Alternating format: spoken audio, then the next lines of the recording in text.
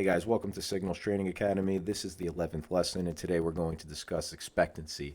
And if you remember in the beginning of the freshman year, we went over the absolute basics, how to master yourself, master your emotions, understanding the process and not getting discouraged, keeping a journal, understanding risk management, position management, all that stuff, sizing, and ultimately leverage.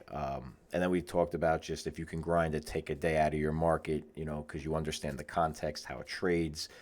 You're off to a good start. And then we hopped right into order flow, auction theory, volume profile, ways that you can, establish what is a good trading setup, and how to manage your position using those principles. But we really didn't get to how to discern which trading strategy you're using is working the best or if it's working at all. Just because you're earning a tick a day, you want to make sure your strategy is earning you money long term, right? And that's expectancy. Expectancy is how much money are you expected to win or lose on any trade you take, okay? And it's a way to basically compare systems, what's working, what's working really well, and what's working just okay. And then you kind of just extrapolate the best of everything and you continue building and continue growing your expectancy higher and higher and higher for every trade you take, as long as it's increasing and you're continuing to fine tune your system. Because again, it's not so much about like the absolute mechanics of your entry and exits, right? It's like that's where the nuance and the context comes in, right? You kind of have an idea of how this market trades so well. You know where your setups are, given if it's an inside day, an outside day, a trend day, or if you're sideways. You have an idea of how your market trades because you've been in it so long, following it, doing the homework, if you will, that you create a set of triggers that works for you based on whatever that may be: order flow, auction theory, absorption happening, a failed breakout, low volume breakout that's due for reversal, whatever it is, right? And then you kind of compare them all against what's called expectancy. And realistically, again, it's more or less just a measure of how much money you're going to make or lose on any trade you take, okay? And then you fine tune your systems from there. You may have a system that loses 80% of the time. Let's just keep it simple math, 8 out of 10 times. And, that seems really bad. But if your expectancy is positive, even though there's only two winning trades that occur out of 10, you may be on to something there. You just may be off on your sizing. You may be off on your risk management. You may need to fine tune some stuff there. Obviously you want to get that a little bit higher and keep the expectancy high. But just because an expectancy has, a low win rate, or excuse me, a system has a low win rate doesn't mean that it can't have a positive expectancy. Just, there may be systems that are better that have higher win rates and similar expectancy. And you may have some that are higher win rates and have negative expectancy. So it's like comparing everything. This is how you do it. And the simplest way to just define it is, if you look at expectancy, it's not equals MC squared. I should have really thought of something a little bit better than this. But expectancy is essentially just the percentage of your winning trades in a system times the average winner notionally minus the percentage of your trades that are losers times the average loser notionally. And let's say, again, simple math. Let's say you have a system with a 50% win rate, right? So that'd be 0.5 time, and let's say you average, I don't know, $100 per trade. You win, right? Which gives you obviously $50, right? That's what you can be expected to make on every trade you make, right? 50% on winning trades, right? So 50 here, because the other 50 times, let's say, I don't know, you average your losers come out to $75. Let's make it 80 just for simpler math, right? So that's 40. Your expectancy is $10 a trade. Okay. It's that simple. That's what it comes down to.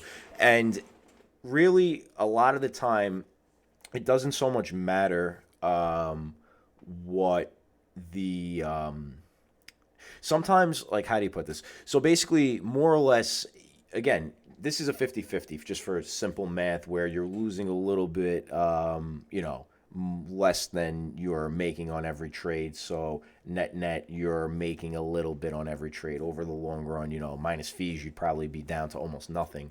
But, for the sake of simplicity, this system has a positive expectancy. It's a 50% win rate.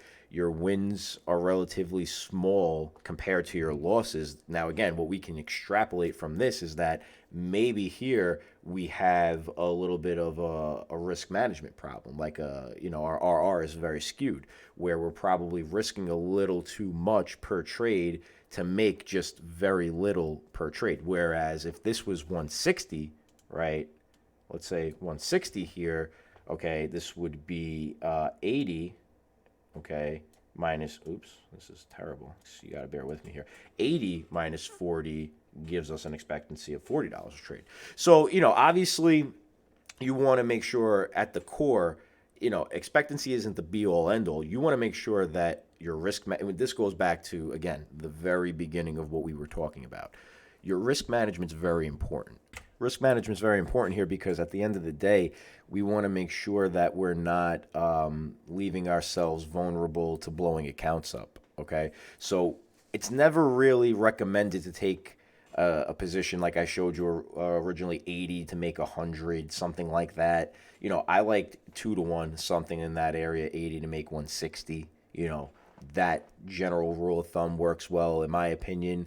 The more positively skewed you are, risk reward wise, the better. You don't want to leave yourself vulnerable to blowing an account up, because realistically you could be right, and more 50-50. You could be right 50% of the time and wind up blowing your account up on a few trades. So it's not something you want to leave yourself exposed to. Also, position sizing, that's a part of risk management, very, very important. You don't realistically want to risk more than 1 to 5% of your portfolio on any one trade. Okay, that's just like a standard. Like, you went to any college, finance 101, like, that is realistically what they're going to tell you. If you've been in trading for a long period of time, you've probably heard 1 to 3%. I'd say 5 is a little, on the more, for me, I'm okay with going up to 5%, because realistically you could be wrong 20 times and then you're blown up, as opposed to, like, if you're risking 10%, you get 10 trades, being wrong 10 times and being blown up. And remember, this is where sizing is important, because for a 5% drawdown, it's only going to really take 6% max to break even. On a 50% drawdown, it takes 100% to, you need a 100% winner to break even. And on a 90% drawdown, you need like a 900% profitable trade, to 900%, in profitable trades to break even. So, sizing is very important, because if your account, it's really proportionate to your account size. So if your size of your account is, let's say, 10 grand, and you're taking 10% risk on every trade, and you're at 50-50 in terms of your win-loss rate or whatever, and your expectancy is only $10 a trade, as opposed to, let's say, something like this where it's 2 to 1 and it's a little bit better, net of fees, it'll be much better. You could stay in the game longer just by reducing the amount of size you trade, right? And focusing on a system that has a high expectancy and trades a lot. Okay, that's really the sauce when it comes down to it. Is like, you need something with a high expectancy. The higher the expectancy, the better, and something that trades a lot. It doesn't matter. Like, you have to get the idea of, like, being right completely out of your head, completely, because you can be wrong, okay, and still have positive expectancy. It all comes down to how many trades does your system, and I'm not saying trade just for the sake of trading, because that's another thing. You're going to overtrade, then you just get all, especially for newer guys, it gets in your head when you're wrong, you don't know how to bounce back. And this all goes back to the original point, guys, mastering yourself. What are your goals as a trader? This is what we spoke about. Knowing yourself. How often can you realistically trade and devote time to trading? How much capital do you have? How much of that capital can you lose? And ultimately, are you a risk adverse person, or are you somebody that's a little bit more willing to take on risk? I mean, once you know that, getting the system in a place where it's like, okay, I know what my triggers are in this system, and it's got a fairly high expectancy. It's only got a 40% win rate, right? But out of that 40%, those 4 out of 10 trades that I win, I'm tripling up my losers, and my expectancy is super high. You know what I mean? So that's how expectancy is going to help you here, guys. It's just a tool to help you measure your risk management and how your position and money management is going, right? And realistically, it's very, very, very important to understand that if you have it's all proportionate to your account size. You really, really don't want to be going over 5% in any situation. You have 100,000 in an account, 1 million in an account. That might even be way too much in certain cases where you want to do a little, a fixed dollar amount. But at the end of the day, the smaller your account size, the higher the probability that you will blow up if you don't adhere to very specific position sizes where you're only risking. The smaller your accounts, the lower down that spectrum of 1 to 5% you should be, closer to 1%, right? If you've got $1,000 to play with, you should be at 1%. If you got 10,000 to play with, you really shouldn't go above 3%. You know what I mean? And this will help you stay in the game longer. And if you're able to take that 3% of your account and look for an additional 3% in profit, God bless. That's your 2 to 1. You're gonna stay in the game longer, and ultimately, you're gonna use this here to compare your strategies. Again, it comes down to what systems do you have that you're working on or that you're currently using produce the most amount of tradable opportunities, quality tradable opportunities, and how much are you risking on that, and out of that, how probability wise, what are you expected to win, right, on any given trade that you take. So you really want something with a high expectancy and it trades a lot. So high trade rate or frequency of quality trades and a high expectancy is what you should strive for. And the only way to do that is to manage your positions very well, your sizing, your risk management. You should always want to strive to cap losses at maximum 5% of your portfolio per trade. And this isn't financial advice, man. This is just like something that I've found that works for me. Again, the risk disclosures are in the description. And, that's about the max I'm willing to lose on any trade is 5% of my account. And that's a lot. You know what I mean? Because that only gives you can only really be wrong 20 times and you're blown up. So you got to keep that in mind too. The higher up that ladder you go, the less bullets you have to fire if you're wrong. And you want to live to fight another day. So sizing comes down to a lot of it. Your overall R to R, and again, expectancy. Mess with it. See what happens. I mean, you can develop a bunch of trading strategies where your win rates over it's not going to be a 1, 2, 3 thing. You're going to have to go through trial and error. Again, journal. It all goes back to that first 1 or 2 lessons in the freshman year. Journal, see what works. You need to be very diligent about this stuff. And at the end of the day, you'll come away with, if you're methodical about it, if you're consistent with it, you'll come away with a lot of usable information that you can extract and compare, and ultimately you pick apart the best of each system, the best systems that produce the most quality trading opportunities, the best win rates. You consistent sizing. As long as the sizing is consistent in this environment, an environment, we get a 70% win rate with a very high expectancy. More or less, you're going to be able to pull apart all these different strategies that you've been working on, put them together, and continue to maximize your expectancy while growing the tradable opportunities, however possible, keeping your positions somewhat consistent in that spectrum of 1 to 5% of your total account size risk risk wise, and ultimately, like I said, making sure that you're really never skewing your risk reward to an area where there's really no benefit for the amount of money that you're risking. Where you're, like I said, you're looking to make $100 off of $80 of risk. That's not going to work long term. Mathematically, the odds are just not in your favor. The lower your account value starting, the worse it will be too, because in a lot of situations, drawdowns kind of hit at the worst times, and you need to be able to live to fight another day. You don't want to be you don't want to have inconsistency with the risk you're taking, whether that be size wise or whatever else. So keep all this in mind, guys. It's very important.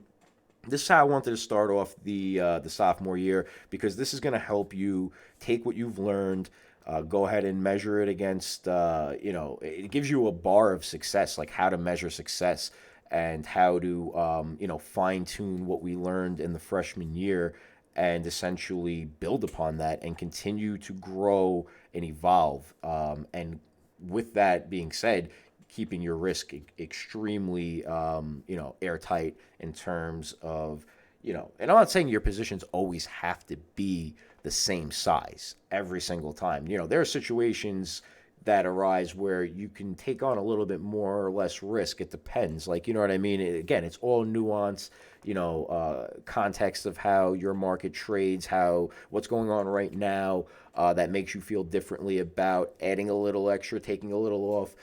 So keep this all in mind. It's a growing process, a learning process, but this, again, gives you a bar to measure success against multiple strategies. It gives you a way to continue to grow as a trader, to continue to, find new ways to, again, I'm going to keep saying it, find quality tradable opportunities and have a high expectancy, because that is the holy grail, is having good risk management, keeping your position sizes for the most part very consistent, so you're not prone to a one-off error where you accidentally pretty much undo months of work, and then from there you have a way to compare and contrast and continue building, pulling the best parts of it all out and growing. And that's really what it's all about. That's kind of the beginning of the sauce, is once you've have yourself mastered and you start to grind those little bit of ticks out,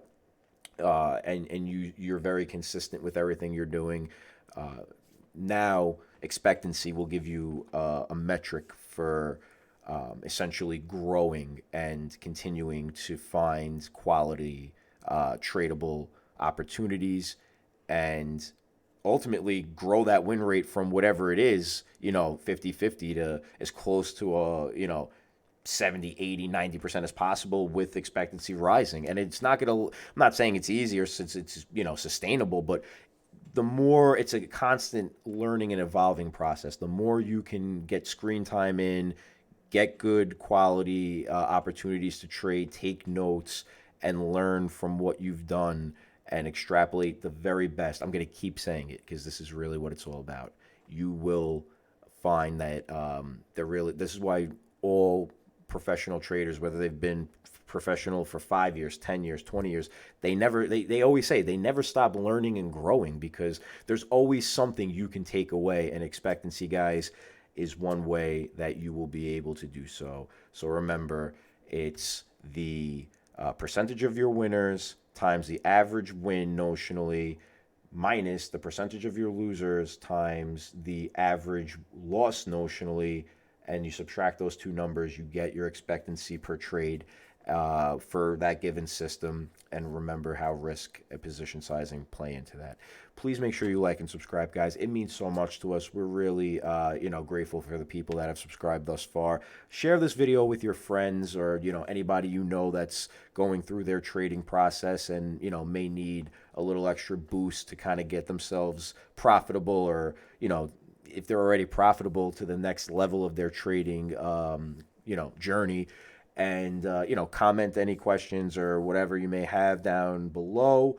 And if you haven't already signed up, guys, for Cignals, the basic version, $19.99 a month, it's great because at the end of the day, it really gives you an edge in terms of what's happening in the now, right? Again, we always talk about this, what's happening in the now. So Go ahead and subscribe. It's less than one Ethereum gas fee a year, guys. $190 a year. Make that back on one trade if you're taking what we're saying and you're applying it to what you're doing.